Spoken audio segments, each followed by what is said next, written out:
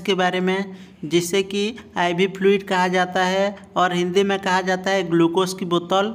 तो उसके बारे में जानेंगे NS क्या होता है और उसका यूज क्या होता है, NS को किस कंडीशन में पेशेंट में लगाया जाता है और किस कंडीशन में नहीं लगाया जाता है, इसके बारे में भी जानेंगे। तो NS का फुल फॉर्म होता है सोडियम क्लोराइड। यह जो NS होता है यह एक नॉर्मल पानी ही होता है, हमारे जो ऐसे पानी का बोतल रहता है उसी टाइप का रहता है यह भी, लेकिन इसमें सॉल्ट मिला हुआ रहता है, मतलब कि यह खारा पानी ही होता है और कुछ नहीं।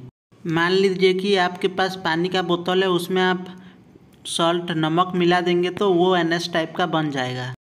मतलब कि यह जो NS होता है नॉर्मल पानी में सोडियम क्लोराइड मिलाया जाता है, उसको कहा जाता है NS। तो यह जो NS होता है इसमें 0.9% सोडियम क्लोराइड होता है।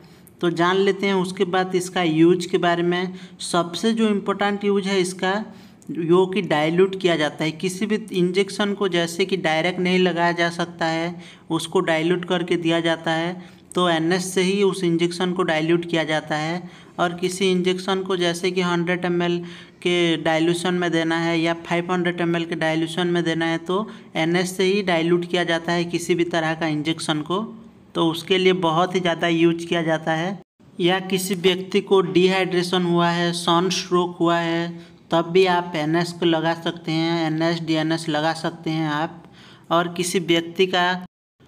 किसी व्यक्ति को डायरिया हो गया, लूज मोशन हो गया, उस वजह से उसको डिहाइड्रेशन हो गया, तब भी आप NS को लगा सकते हैं। और एक इसका इम्पोर्टेंट यूज जो कि किसी व्यक्ति का ब्लड प्रेशर बहुत ही ज़्यादा लो हो गया तो उसको ठीक करने के लिए, नॉर्मल तक लाने के लिए NS को दिया जाता है। ये इसको जो NS जो होता है उसको 1-2 रैपिड दे देने से जो व्यक्ति का BP फॉल हो गया होता है उसको वो नॉर्मल कर देता है। और किसी व्यक्ति खाना नहीं खा रहा है, किसी वजह से वो खाना खा नहीं पा रहा है या हॉस्पिटल में एडमिशन है तो उस टाइम वो खाना नहीं खा रहा है तो उस टाइम भी NS को लगाया जाता है। या किसी व्यक्ति का सर्जरी होने वाला है या सर्जरी हो रहा है उस टाइम भी लगाया जाता है और सर्जरी के बाद भी NS को लगाया जाता है।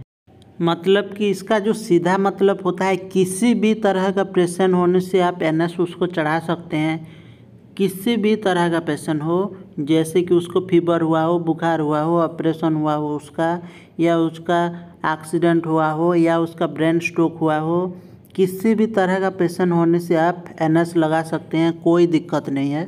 और एक इसका इम्पोर्टेंट यूज है वो आपको भी पता ही होगा, हॉस्पिटल में आप भी देखे होंगे, किसी व्यक्ति को चोट लग गया हो तो उसको घाव को धोआ जाता है। आप भी कभी ना कभी हॉस्पिटल में देखे ही होंगे। तो यह जो वुंड को वॉश करने के लिए यूज किया जाता है। किसी व्यक्ति का एक्सीडेंट हो गया है, उस जगह पे मिट्टी धूल लग गया है तो उसको बाहर निकालने के लिए NS से उस जगह को वॉश किया जाता है। यह बहुत ही ज़्यादा यूज किया जाता है और किसी भी सलाइन का यूज नहीं किया जाता है, NS का ही उस टाइम यूज किया जाता है। तो नेक्स्ट बात कर लेते हैं इसके ओवरडोज के बारे में। यह ओवरडोज हो जाने से क्या होता है कि हमारे बॉडी में एडिमा कर देता है, मतलब कि हाथ पैर स्वेलिंग हो जाएगा, फूल जाएगा, ठीक है। बहुत ही ज़्यादा लगा देने से यह हो सकता है। चीज़ आप जिस टाइम भी लगाएं उस टाइम देखें जो सैलाइन का बोतल होता है उसमें क्लियर है या नहीं, उसमें कुछ पार्टिकल तो नहीं है।